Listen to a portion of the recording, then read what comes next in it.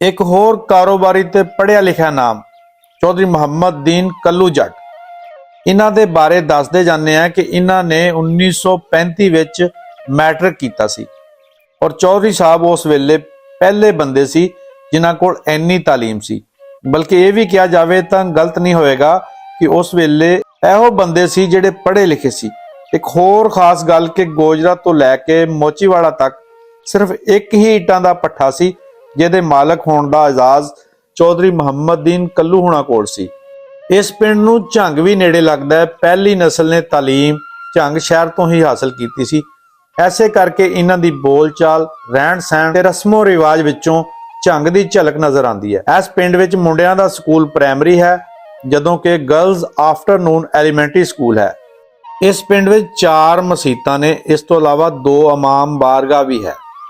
फिका जाफरिया 1857 दे licence holder ने। नमाया शख्सियात ते इलम दी रोशनी वंडण वाले वो उस्ताद जिहड़े अपने टाइम विच पढ़न वाले स्टूडेंट नूं फ्री ट्यूशन भी दिंदे रहे ने। ਇਹ लोग ने जिन्हां दी रहनुमाई ते इलम नाल पिंड दी पहचान ते वकार कायम हुंदा है। मास्टर गुलाम हुसैन मरहूम, मास्टर बहादुर हुसैन इन्हां बारे दसदे है कि ये पैदल जाके फ्री पढ़ाते रहे ने और अज इन्हां दे स्टूडेंट बड़ियां पोस्टां ते ने।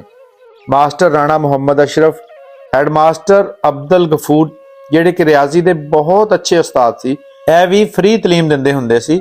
इन्हां दे स्टूडेंट आला पोस्टां तो रिटायर होए ने।